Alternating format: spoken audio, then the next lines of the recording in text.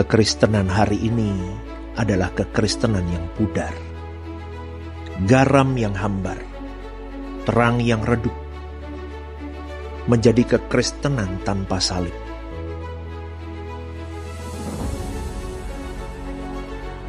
Menyelimuti manusia tanpa kasih dan pengorbanan. Di kayu salib itu, putra tunggalnya, Yesus itu mati untuk semua manusia. Namun adakah manusia menghargai akan kematiannya? Seperti Yesus bukanlah lagu atau nyanyian.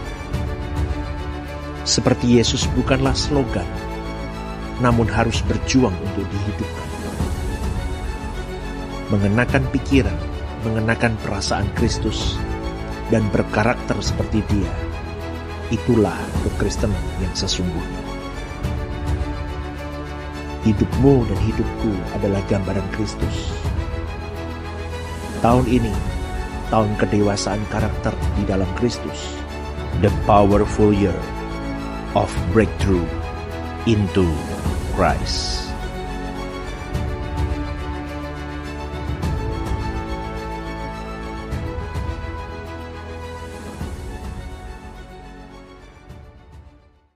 Oke, Bapak Ibu yang dikasih oleh Tuhan, kemarin hari Rabu di dalam midweek service, saya sedang mengajarkan kepada jemaat tentang Kejadian 16, 17, dan 21. Itu tema yang bercerita tentang bagaimana Tuhan menjanjikan dari Kejadian 15 sebelumnya, menjanjikan apa yang mau dijanjikan kepada Abraham.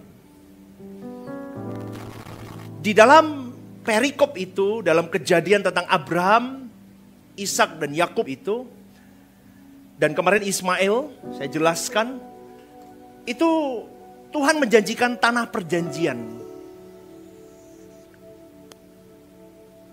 Kemudian Tuhan meminta, kalau kau mau masuk ke tanah perjanjian, dan kau tidak percaya bahwa aku akan menjadi El Shaddai untuk engkau, maka aku beri kau tanda perjanjian. Yuk kita sama-sama buat tanda perjanjian antara Allah Elohim Yahweh dengan Abraham. Tanah perjanjian dan ditunjukkan dengan komitmen dari Allah yang sungguh-sungguh mau memberkati Abraham dan keturunannya. Maka Tuhan membuat tanda perjanjian antara Abraham dan Allah. Dan di sana Tuhan pun menentukan anak perjanjiannya siapa. Abraham ngotot Ismail. Tapi Tuhan berkata, Elohim Yahweh, aku tidak. Bukan Ismail. Ishak.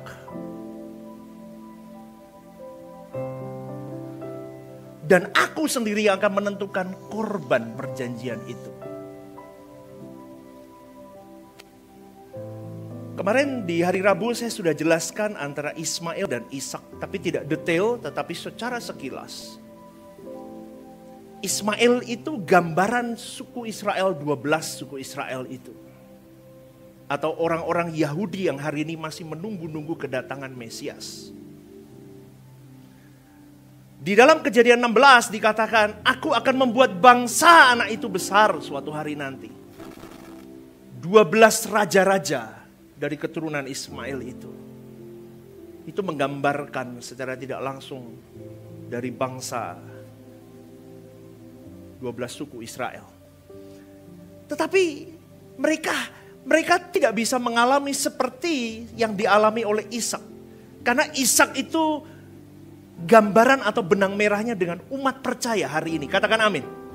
Karena dikatakan Ishaklah anak perjanjianku.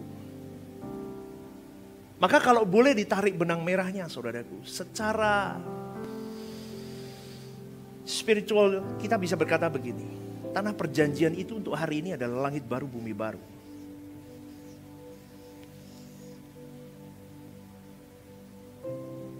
Ishak itu melambangkan umat pilihan hari ini. Kau terpilih, kau kutunjuk. Melalui hidupmu, kau akan mengalami warisan yang sudah kupersiapkan untukmu. Inilah hari ini kita. Maka kalau belajar PL, saudaraku, kita kalau serius, kita bisa mengikuti bahwa itu tidak ada satu fatsal pun di dalam Alkitab dari PL sampai PB yang kontradiktif di dalamnya. Semua pasti ada benang merahnya. Dan dimulai dengan tanda perjanjian. Di hari itu dibutuhkan sunat, tetapi hari ini kita sunat batin. Katakan bersama, 1, 2, 3, sunat batin. Dan anak perjanjian itu Ishak, itu melambangkan pribadi Tuhan Yesus.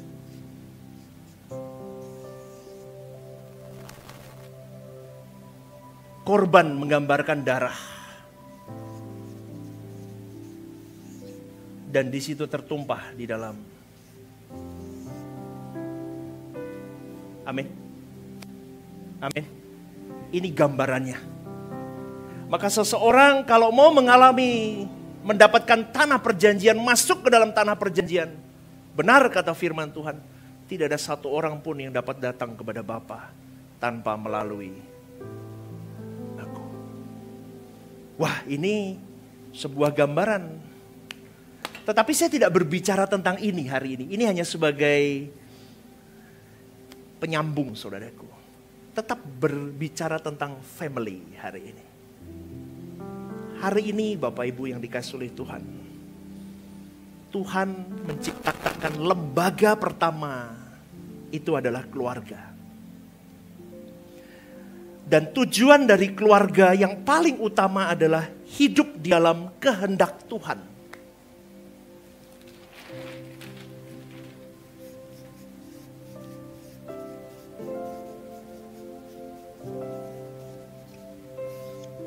Hidup di dalam kehendak Tuhan dan menjadi alat untuk kemuliaan.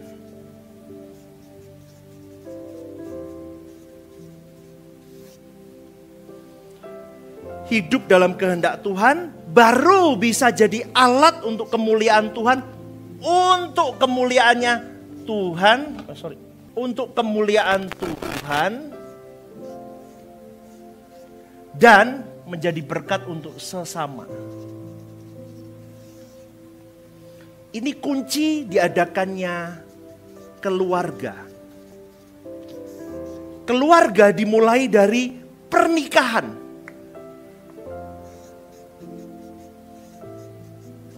Dua orang yang menikah di dalam tuntunan Tuhan akan menghasilkan anak-anak.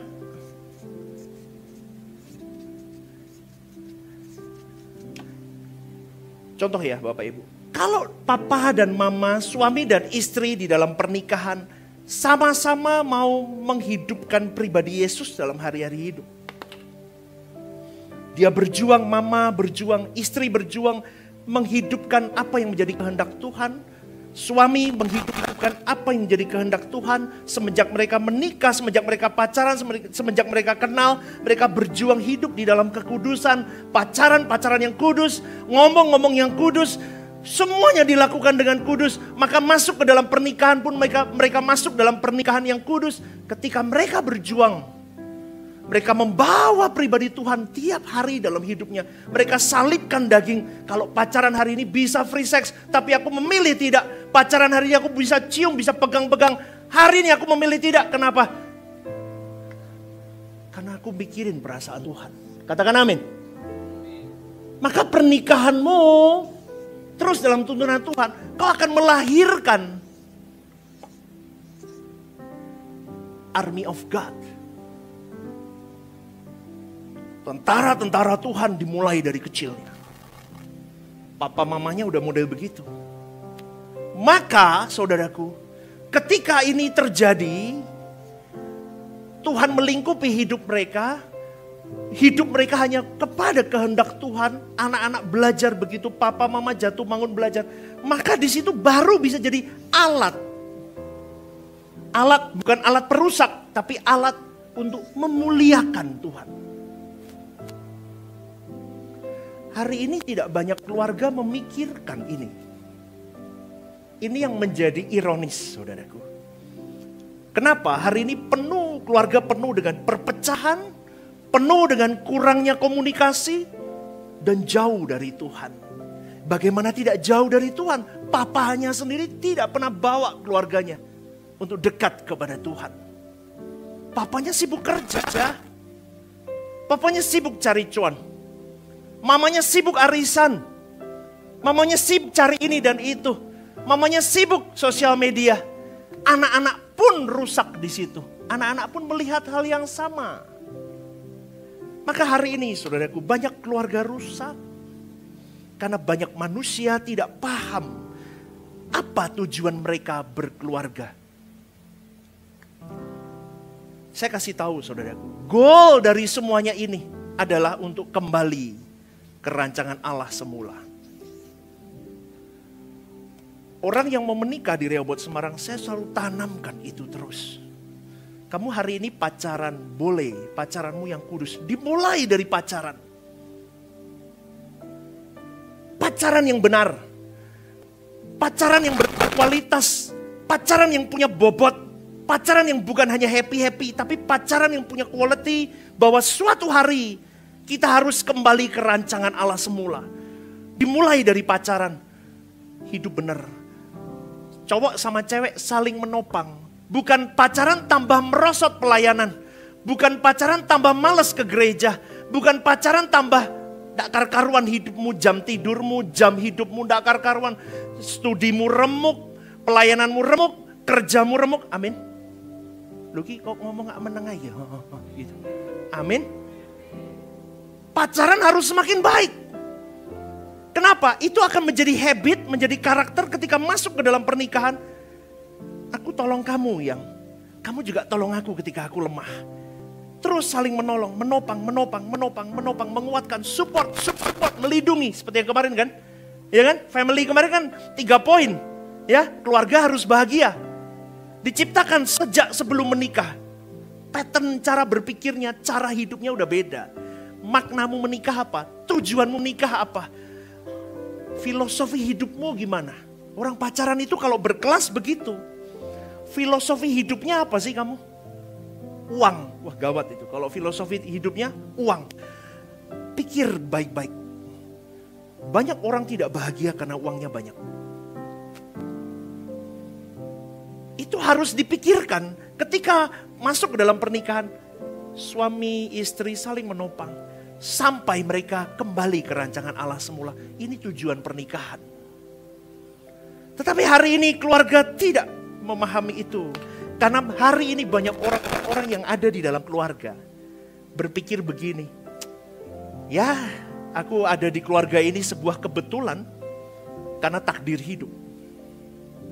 Hei Bapak Ibu, kamu memilih istrimu hari ini, suami-suami memilih istrimu hari ini, atau istri-istri memilih suamimu hari ini, itu bukan takdir hidup. Itu pilihanmu. Katakan amin. Jadi jangan pernah ngomong nanti di dalam pernikahanmu yang berantakan kau berkata, ini takdirku aku dapat orang model begini.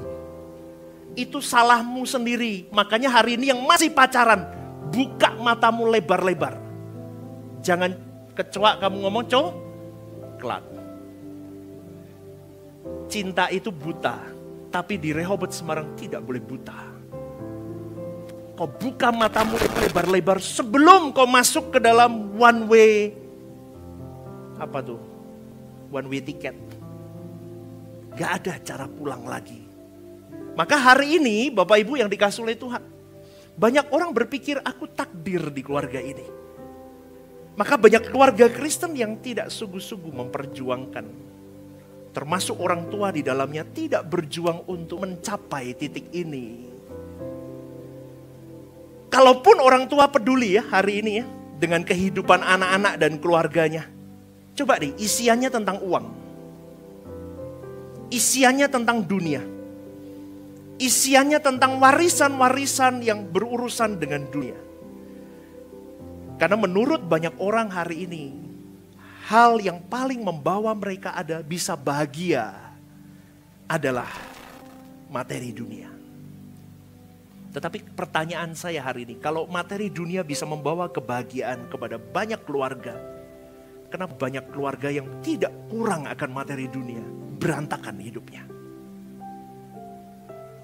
Coba Anda pikirkan itu. Kalau hari ini orang tua sedang mencari ketenaran, mencari pangkat, mencari posisi. Berapa banyak orang hebat di luar sana yang terkenal, yang remuk keluarganya. Berarti bukan itu jawabannya. Kebahagiaan keluarga yang sejati itu, dengar baik-baik, ditemukan. Kalau keluargamu punya ini, atmosfer kerajaan Allah. Katakan bersama, 1, 2, 3. Atmosfer. Gak seru ibadah satu lemes-lemes. Pendetanya udah begini, kalian lemes-lemes ibadah satu. Aduh. Ulang yuk, satu kali lagi. 1, 2, 3, baca. Ini yang penting, saudaraku. Kalau keluargamu mau bahagia, kamu harus create ini. Atmosfer kerajaan Allah. Karena tidak banyak orang, termasuk orang Kristen, yang bisa membangun dan memiliki atmosfer atau suasana kerajaan Allah di dalam hidupnya dan di dalam keluarganya. Padahal semua orang itu seharusnya bisa mengalami ini, orang percaya. Bisa memiliki atmosfer kerajaan Allah. Karena firman Tuhan di dalam Lukas 11:20 berkata itu. Berarti suasana atau atmosfer kerajaan Allah itu bisa dirasakan oleh setiap orang percaya. Tetapi sayangnya tidak banyak orang merasakan itu. Jujur deh, kita seringkali jenuh dengan keluarga. Kau lihat pasanganmu yang begitu ribet, ruwet, jelimet. Kau pusing dengan itu.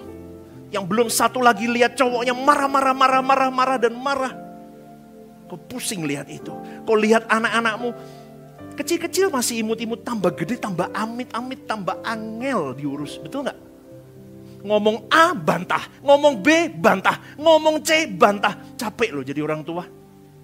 Kadang sampai di satu titik kita bisa berkata begini, ya wis karepmu lah. Bapak ibu yang punya anak-anak remaja mengalami gak? Capek loh. Bantah terus. Mamahnya ngomong A, B, C, D, E. Terus ngocehnya lebih banyak. Pusing. Maka kau bisa berkata, atmosfer kerajaan Allah model apa yang bisa kumiliki? Saya berkata begini saudaraku. Ini bukan kerajaan Allah secara fisik. Ini nunggu Tuhan Yesus datang nanti. Nah ini saya mau jelasin lagi nih. Senyimpang dikit ya. Ini sekarang banyak ramalan. Sebelum 2030 Yesus datang. Itu diambil dari Matius 24. Nanti saya akan jelaskan sendiri itu. Pohon ara yang bertunas dari angkatan ini, berarti kalimatnya saya lupa. Tapi angkatan ini tidak akan berlalu. Pahami, makanya jangan baca ngawur. Kalau memang hitungannya begitu benar. Tahun 1948. Itu Israel, dia mulai merdeka. Di angkatan itu dikatakan 70 sampai 80 tahun. Anggap 198 tambah 80, 2028. Langsung para orang-orang yang tidak belajar mau kiamat sebelum tahun 2030. Understand? Jangan dengerin. Kenapa? Firman Tuhan sendiri berkata, anak pun Yesus itu tidak tahu kapan hari akhir itu. Maka hari ini banyak pengajaran-pengajaran yang Anda harus, kalau dihitung betul, Israel merdeka itu 98. 70-80 tahun lagi, ya 2028, 2018 kemarin kan enggak apa. Kita masih selamat kok, ini 2002 berapa nih? 25. Ini baru santer nih. KKR juga ngomong, kamu yang akan merasakan ini, angkatan ini tidak akan. Belajar makanya. Belajar firman. Anak aja gak tahu, kok pendeta itu tahu? Berarti anaknya kelewatan dong. Sadar saudaraku. Kita hari ini di dalam kondisi yang, kalaupun 2028 benar kiamat nih. Kalau kamu belum bangun atmosfer kerajaan Allah, percuma. Happy aja. Makanya kemarin hari Rabu saya berkata apa? Di ayat itu, Matius 24, Saya lupa deh, kalau nggak salah mulai ayat 4 sampai 28 itu berbicara tentang angkatan itu. 29 sampai 30, aduh lupa saya. Itu berbicara apa yang akan terjadi. Dan seterusnya. Tapi di dalam, sampai perikop akhir itu berkata, berjaga-jagalah. Maka hari ini saya ngomong, berjaga-jagalah melalui keluargamu, melalui pernikahanmu. Kenapa? Kau tidak bisa berdiri sendirian. Kau harus benar-benar punya partner untuk kau bisa menciptakan atmosfer kerajaan Allah. Saya tidak berbicara secara harafiah, bukan. Itu menunggu nanti Tuhan Yesus datang kedua kali. Tetapi kerajaan Allah yang saya maksud adalah suasananya. Di dalam keluargamu harus ada suasana kerajaan Allah. Katakan amin, saudaraku. Bukan ribut, bukan berantem terus.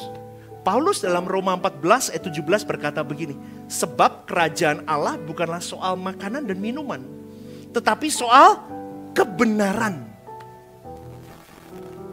Bentar ya. Berbicara soal kebenaran. Damai sejahtera.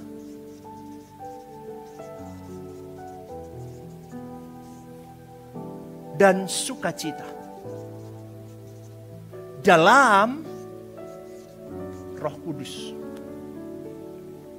Bapak Ibu, sebab kerajaan Allah bukanlah soal makanan, soal minuman, tetapi soal kebenaran, soal damai sejahtera, dan soal sukacita di dalam Roh Kudus.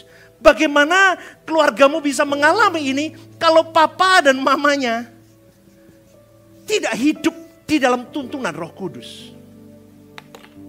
Bagaimana kau menghadirkan ini semua kalau engkau sendiri tidak pernah ada di dalam tuntunan Roh Kudus? Tuhan kirim Roh Kudus, Tuhan kasih firman Tuhan, Tuhan kasih pengalaman hidup, apa rema. Tuhan kasih pribadi Yesus sebagai contoh. Tapi tidak pernah dihidupkan semua. Terus bagaimana kau bisa mengalami ini? Tidak bisa, saudaraku. Inilah yang harusnya dialami oleh keluarga orang percaya. Papanya hidup dalam kebenaran, mamanya hidup dalam kebenaran, maka anak-anaknya akan melahirkan anak-anak yang hidup dalam kebenaran. Katakan amin. Ketika hidup di dalam kebenaran akan menghasilkan dampaknya, ada damai sejahtera. Akan ada sukacita. Itu tidak diperjuangkan.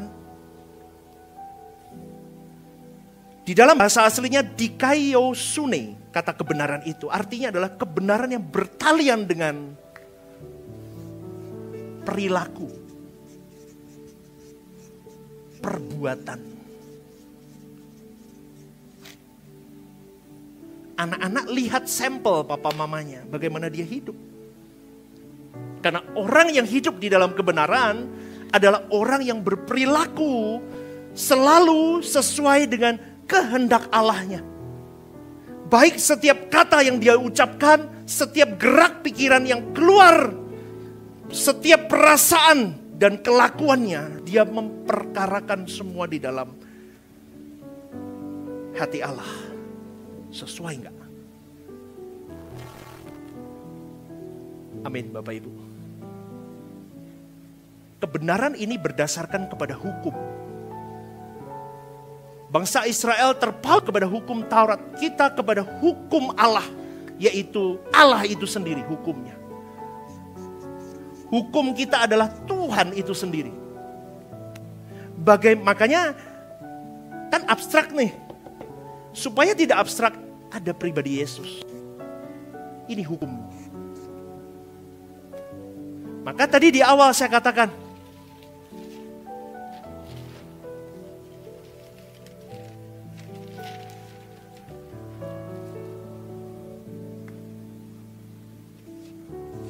sunat batin. Ini jarang diajarkan. Sunat batin itu begini.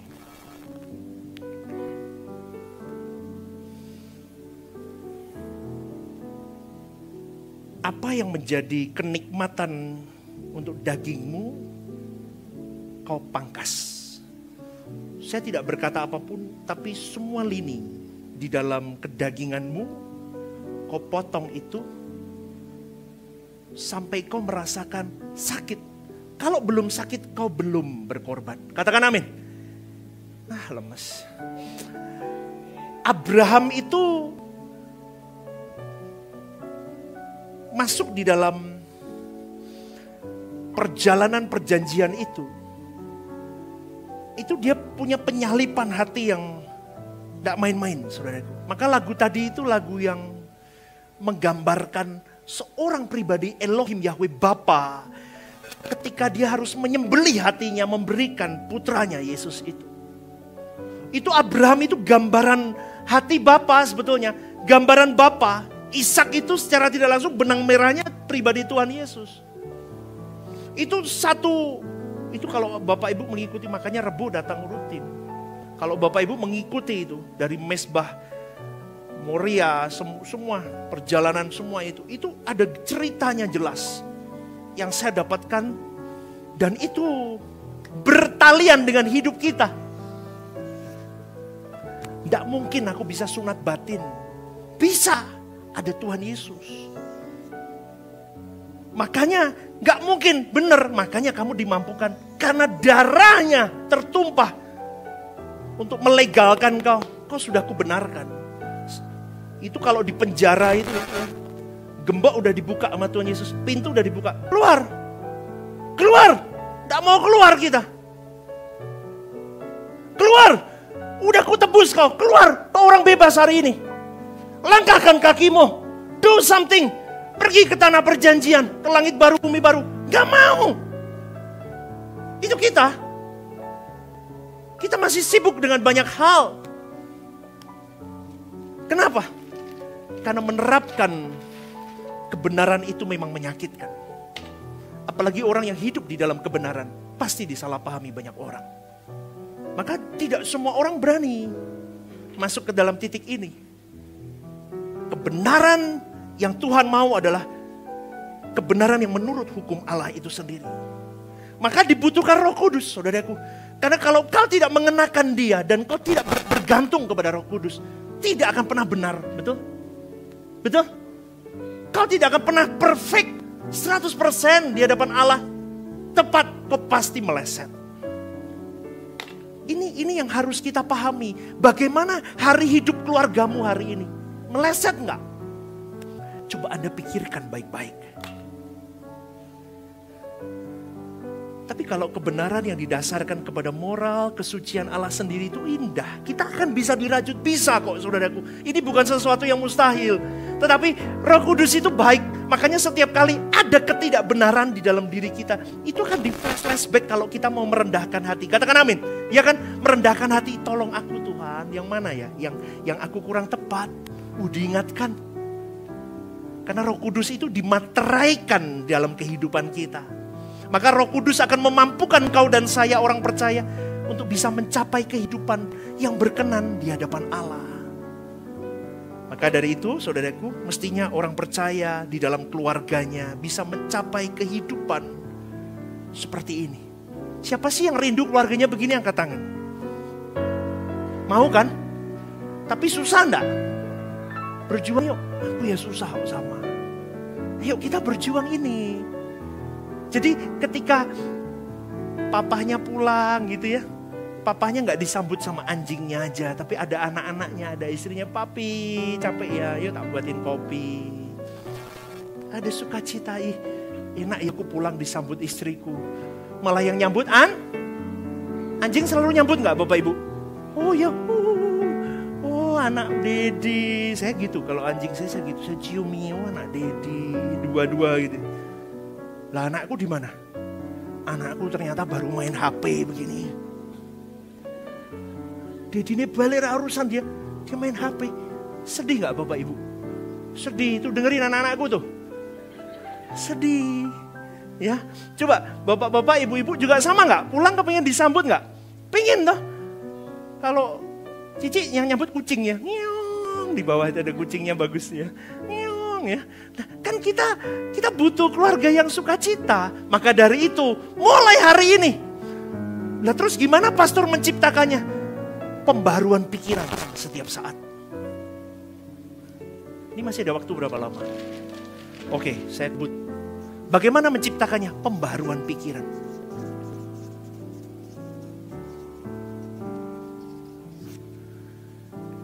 Roh Kudus akan menuntun kau dan saya untuk memahami apa yang Dia mau melalui kebenaran firman Tuhan. Makanya baca firman itu saklek, tidak boleh digantikan dengan nonton YouTube. Katakan amin. Kau nonton YouTube pendeta siapapun tidak boleh menggantikan kau ketemu Tuhan dan baca firman. Baca firman, doa tidak boleh diganggu gugat. Kau doa ikut doa apapun siapapun tidak boleh menggantikan doamu pribadi, intimacy with God. Katakan amin. Ini saklek, tidak boleh diganggu gugat. Itu prinsip saya. Yang kedua, ketika engkau memahami kebenaran ini, kau memiliki jam doa, kau memiliki keintiman dengan Tuhan, maka kau akan mengalami pembaruan pikiran di situ.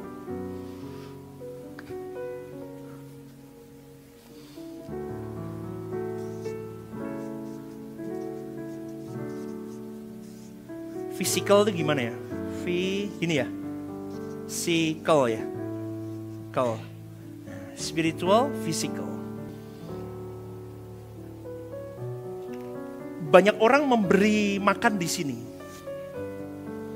Tapi mereka lupa untuk ini. Padahal ini akan mempengaruhi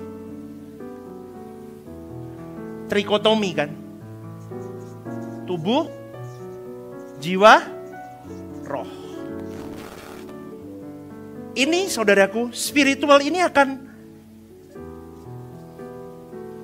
mengolah itu semua. Maka otomatis ketika spiritualmu baik, maka physicallymu akan baik. Kenapa? Karena itu memang satu paket, saudaraku. Maka hari ini kau baca firman, yang kedua langkahnya adalah kau renungkan firman itu.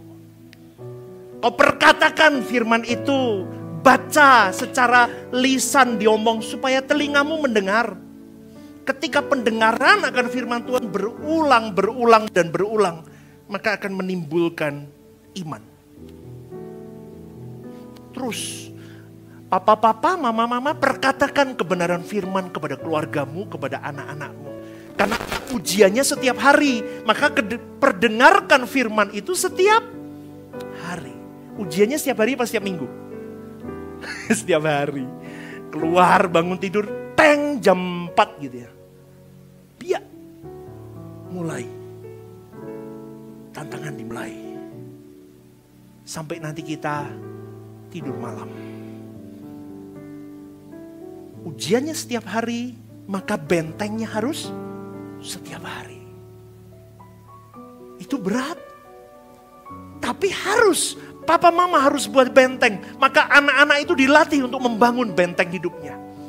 Dari kebiasaan ini akan tersusun kerangka untuk memperbarui pikiran setiap hari.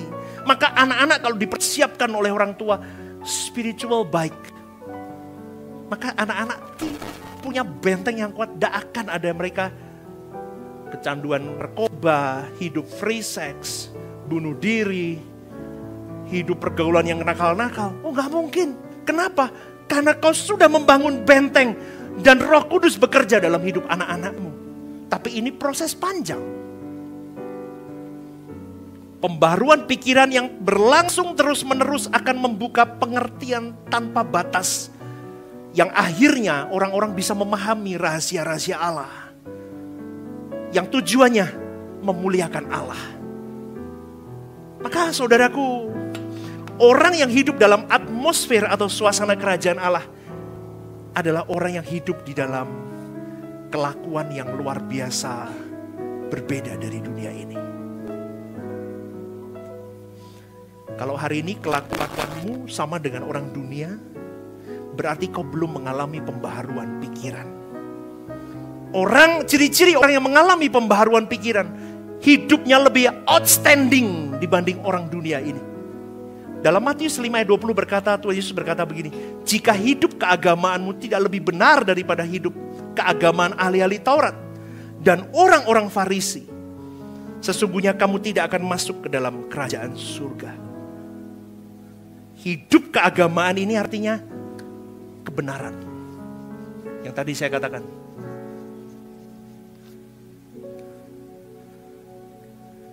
Roma 14 ayat 17 berkata, sebab kerajaan Allah bukan soal makan dan minum, tetapi soal kebenaran, damai sejahtera dan sukacita oleh Roh Kudus. Maka saudaraku, tidak mungkin orang hidup di dalam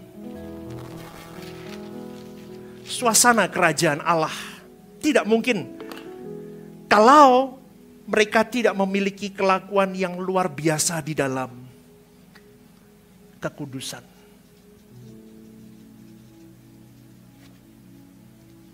Kekudusan. Kuduslah kamu sebab aku kudus. Artinya kalau engkau tidak kudus di dalam pikiran, perasaan, kehendak, kelakuanmu hari-hari. Nih. Enggak. Anda mengikuti sampai di titik ini? Lemes, ibadah satu selalu begitu. Berikan tepuk tangan dulu untuk Tuhan. Kalau hidupmu tidak bersih, kau tidak bisa merasakan kerajaan Allah. Atmosfer ini tidak akan dialami oleh orang-orang yang masih hidup di dalam dosa. Maka Matius 5 ayat 16 berkata begini, demikianlah hendaknya terangmu bercahaya di depan orang, supaya mereka melihat perbuatanmu yang baik, yang memuliakan Bapamu di surga. Keluarga dipanggil jadi contoh, berlatih di dalamnya. Papa mama lakukan kebenaran, terus berjuang. Papa mama anak-anak berjuang di dalamnya. Tambah sulit, tambah berjuang, bukan tambah menyerah.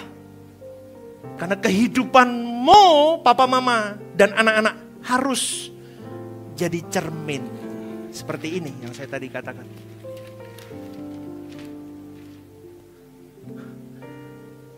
Orang lihat bagaimana kau hidup dengan sesamamu dulu. Dari kelakuanmu dengan sesamamu bisa memuliakan Tuhan. Tapi hari ini banyak orang Kristen, orang beragama salah. Mereka bertuhannya seakan-akan dia sudah memberi yang terbaik buat Tuhan. Tetapi dengan sesamanya dia sangat tidak punya hubungan yang baik. Hubungan dengan sesama gak usah jauh-jauh. Dari keluarga inti dulu. Bagaimana kau hidup? Adakah engkau melakukan kebenaran? Engkau memberikan kasih yang seharusnya? Sehingga wajah Kristus itu ada di mama. Wajah Kristus ada di papa. Maka aku menularkan ke anak-anakku. Anak-anakku punya wajah Kristus dalam hari-hari hidup. Kalau hari ini kau bentengi mereka dengan seperti ini, saudaraku. Pembaruan pikiran yang terus. Maka suasana kerajaan Allah pasti ada dalam hidupnya. Yang kedua, memiliki kata rendah hati untuk praktek firman.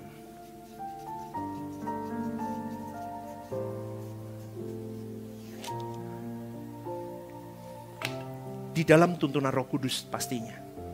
Orang yang hidup dalam suasana kerajaan Allah adalah orang-orang yang rendah hati. Katakan bersama 1, 2, 3. Rendah, terbiasa minta petunjuk Tuhan dalam langkah hidupnya.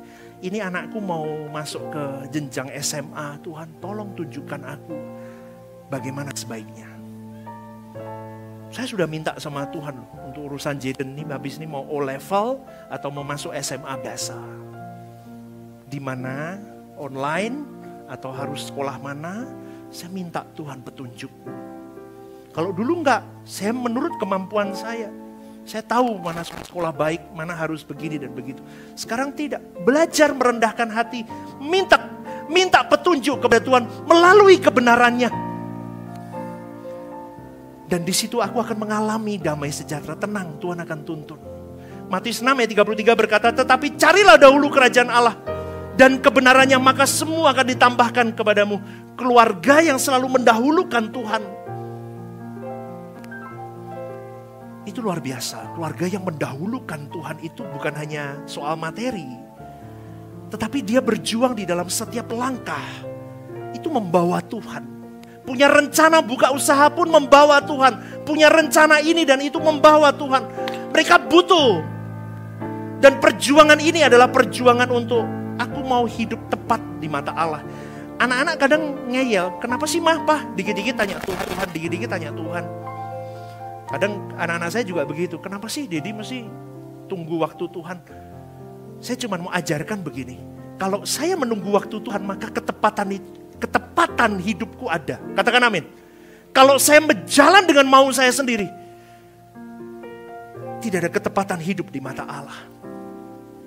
Maka saudaraku, dengan kau merendahkan hati di hadapan Allah, kau minta Roh Kudus menuntun, maka di situ akan kau dimampukan untuk praktek kebenaran firman ini. Dari spiritual yang baik, dari pembaharuan pikiran setiap hari, dengan kerendahan hatimu untuk praktek firman, suamimu bentak. Kau tidak lawan karena dagingmu ingin balas, tapi kau, Tuhan tolong aku bagaimana aku harus bersikap untuk suamiku. Suami-suami itu kan kadang temperamental, Bapak Ibu, betul ya? Ya, itu istri-istri jangan balas, tetapi minta hikmat Tuhan. Apa yang harus aku lakukan ya Tuhan untuk suamiku ini? Maka kalau kita tidak mengandalkan Roh Kudus, tidak tepat, nanti malah berantem. Anak-anak lihat, oh gini ya, keluarga itu begini. Saya menemukan ada banyak keluarga yang akhirnya papa mamanya tidak baik. Anak-anaknya tidak mau merit. Tidak mau merit, dia trauma. Dia lihat keluarga model begitu, dia tidak mau menikah. Tapi tidak dipungkiri ada orang yang kebelet banget pengen merit. Itu perlu bertobat itu. Bapak Ibu, anak-anak muda bertobat. Kalau model, pokoknya aku mau merit. Cita-citanya kok merit? Cita-citanya harus benar. Cita-citanya bagaimana? Adakah aku ketika aku merit, aku memuliakan Tuhan apa enggak? Makanya di Rehoboth itu beberapa anak muda ngomong, wah kalau di Rehoboth sebenarnya bisa enggak merit nih? Salah. Saya ngomong begini loh. Hari ini paradigmamu dirubah. Merit itu bukan I love you, you love me, yuk kita merit. Tetapi ketika kau mau masuk dalam jenjang merit, ketika kau mulai mau pacaran nembak cewek, kamu udah mulai mikir, siap enggak? Berarti Tuhan punya tugas loh. Aku harus di dalam masa pacaran aku bisa menuntun pacarku ini kepada Tuhan. Amin Bapak Ibu. Sampai menikah kepada Tuhan. Kalau tidak bisa, lebih baik aku tidak menikah. Ketimbang aku tidak menciptakan di bumi seperti. Tapi itu susah. Suruh anak muda itu mikir itu susah. Coba tanya yang muda-muda, tanya yang sudah menikah. Tanya di dalam kesepian dan kau janji jangan ngomong ke siapa-siapa. Tanya, nyesal gak menikah? Pasti 99,9 pasti jawabnya, nyesal aku. Salah pilih aku. Ini nek boleh diretur, waduh suami-suami istri ketawanya, pastor mewakili. Itu kalau bisa tolong dikembalikan. Kalau bisa kembali ke waktu lalu, tanya balik deh. Nggak usah ngomong begitulah, tanya aja. Om kalau bisa balik itu, Om masih milih tante ada? Pasti banyak jawab apa? Tidak. Kenapa? Ya itulah pernikahan hari ini. Maka pada pagi hari ini saudaraku, milikilah pembaharuan pikiran. Pikiranmu itu jangan buntu sama emosi, jengkel, sakit hati, dendam, mempengaruhi perasaanmu. Akhirnya kau baca firman pun tidak bisa mendapatkan apa-apa. Ini firman yang sama, yang saya tabur. Kalau Bapak Ibu duduk dengan suasana hati yang salah, Anda akan salah nangkep ini. Tapi kalau Anda duduk dan rendah hati, kau buka hatimu, ini kebenaran firman, ngalir aja masuk, Anda akan diubahkan. Siapa yang mau keluarganya masuk dalam suasana kerajaan Allah? Angkat tangan yuk. Lakukan dua ini, praktek. Amin. Kita berjuang bareng-bareng ya. Berikan tepuk tangan untuk Tuhan. Yuk bangkit berdiri. Ibadah Rehoboth Semarang. Setiap hari Minggu, jam 10 pagi, di MG Setos lantai 1, disertai ibadah anak dan teens. Midweek service, setiap hari Rabu, jam 6:30 malam, di MG Setos lantai 1. Dan home usia indah, setiap Jumat Minggu kedua, di Sekretariat Gereja, jam 5:30 sore. Ajak saudara, teman, kerabat Anda untuk bergabung bersama di Rehobot Semarang.